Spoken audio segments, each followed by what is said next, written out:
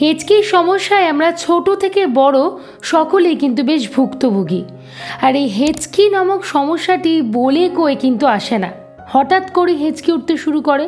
আর তখন এমন পরিমাণে একটা অস্বস্তি বোধ হয় যে কোনো কাজ যেরকম করা যায় না, কারুর সাথে কথা বলা যায় না, শুয়েও শান্তি নেই, আবার বসেও শান্তি নেই। তখন সেই সময় কেমন যেন জীবনটা দুর্বিষহ হয়ে ওঠে। আমরা বুঝতে পারি না যে এই হেঁচকিটা কিভাবে বন্ধ করতে হবে। কিন্তু বিষয় হচ্ছে অনেক ঘরোয়া টোটকা রয়েছে। আমরা ছোটোবেলা থেকেই মা ঠাকুমাদের অনেক ঘরোয়া টোটকা শুনে বড় হয়েছে, যেগুলো কিন্তু যথেষ্ট পরিমাণে কার্যকরী হয়ে দাঁড়ায় আমাদের জীবনের ক্ষেত্রে। এখন একটা দিক কি, হেঁচকি কেন ওঠে? আমরা প্রধানত শুনে থাকি যে হেঁচকি ওঠার কারণ নাকি ওই যে কেউ যদি খায়, অন্য কেউ যদি তার কথা একটু মনে করে, তাহলে নাকি হেঁচকি ওঠে, বা একসাথে অনেকটা খাবার মুখে ঢুকিয়ে ফেললেও নাকি হেঁচকি উঠতে শুরু করে। কিন্তু এই সমস্ত কথাগুলোর কোনো বৈজ্ঞানিক ব্যাখ্যা আবার পাওয়া যায়নি। বিশেষজ্ঞরা মূলত বলে থাকেন যে হেঁচকি ওঠার অন্যান্য কারণ রয়েছে। আমরা অনেক সময় ঝাল স্পাইসি খাবার খেতে পছন্দ করে থাকি। ওই সমস্ত ঝাল জাতীয় জিনিস খাওয়ার কারণেও যেরকম হেঁচকি ওঠে, আবার একসাথে মুখে যদি অনেকটা খাবার আমরা তুলে নিই, তারপরে খেতে থাকি, তারপরেও কিন্তু হেঁচকি ওঠার সমস্যা হতে পারে। আবার শুধু এইগুলোর কথা কেন বলবো, অনেক সময় হয়ে যায় কি, অ্যাসিডিটি হয়ে গেলে সেই অ্যাসিডিটির কারণের জন্য অম্বলের যেরকম ঢেকুর ওঠে না, সেই ঢেকুর ওঠার সঙ্গে সঙ্গেও কিন্তু একটা হেঁচকি ওঠার সমস্যা হতে পারে। এবারে এখন বিষয় হচ্ছে আমরা কিভাবে ঘরোয়া উপায়ে এই হেঁচকি ওঠার ব্যাপারটাকে আমরা কমাতে পারবো, আর যাতে হেঁচকি না ওঠে সেই চেষ্টাও করতে পারবো। প্রথমত বলি, সেটি হচ্ছে জল। জলের আর এক নাম তো জীবন, আমরা জানি জল অত্যন্ত কার্যকরী। কিন্তু এবার হেঁচকি ওঠার ক্ষেত্রে জলটা কীরকমভাবে কার্যকরী না, ঢকঢক করে শুধুমাত্র জল খেয়ে নিলাম, তারপরেই হেঁচকি ওঠা পুরোপুরি বন্ধ হয়ে গেল, এটা কিন্তু সম্ভব না। আমাদেরকে চেষ্টা করতে হবে একটু ঠান্ডা জল খেতে। ঠান্ডা জল খেলে অনেক সময় হেঁচকি উঠলে একটু বন্ধ হয়ে যায়।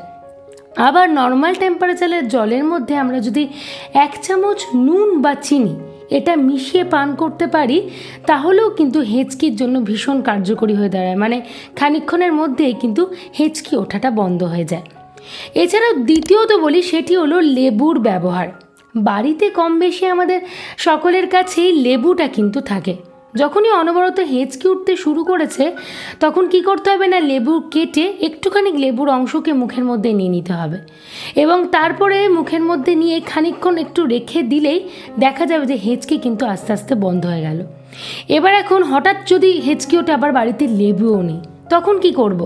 তখন একটুখানি ভিনিগার আমাদের জিভের ডগায় রাখতে হবে, তাহলে আস্তে আস্তে কিন্তু হেঁচকি ওঠাটা বন্ধ হতে পারে।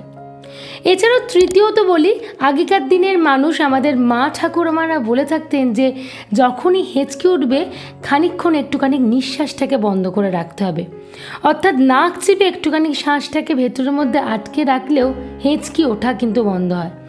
আর একটা কথাও শোনা যায় যে ভয় দেখালে, যখন হঠাৎ হেঁচকি উঠতে শুরু করেছে, তখন যদি সেই ব্যক্তিকে আচমকা কোনোভাবে ভয় পাইয়ে দেওয়া যায়, মানে হয়তো যে বিষয়টা নিয়ে তার ভীষণ একটা পরিমাণে ভীতি রয়েছে, যদি সেই বিষয়টাকে নিয়ে একটু ভয় দেখিয়ে দেওয়া যায় আচমকা, তখন কিন্তু তার মনটা অন্যদিকে চলে যায়, যার ফলে কিন্তু একটা হেঁচকি ওঠা খানিকটা হলেও বন্ধ হতে শুরু করে।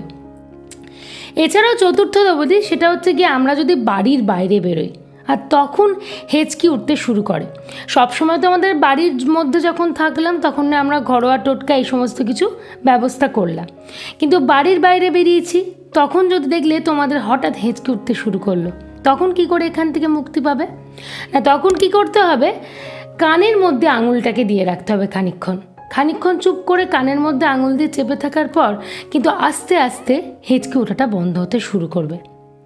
এছাড়াও পঞ্চমত বলি, সেটি হলো একটা যোগ ব্যায়ামের মধ্যে ব্যবহার, যেটা হেঁচকি ওঠাতে ভীষণ পরিমাণে কার্যকরী, মানে বন্ধ করতে প্রয়োজন হয়। যেমন হচ্ছে, আমরা যদি দুটো পাকে, মানে হাঁটু সহ পাটাকে একটু মুড়ে বুকের কাছে ঠেলে নিয়ে এসে মিনিট 5 থেকে 10 যদি একটু হোল্ড করে রেখে দেওয়ার চেষ্টা করি, তাহলেও কিন্তু ধীরে ধীরে হেঁচকি ওঠা বন্ধ হতে শুরু করে। তাহলে বুঝতেই তো পারলে, এই সমস্ত ঘরোয়া কিছু ছোট ছোট টোটকা রয়েছে, এইগুলো যদি আমরা একটু ফলো করতে পারি, তাহলে হেঁচকির মতো বাজে সমস্যা এটাকে আমরা সহজেই জব্দ করতে পারবো।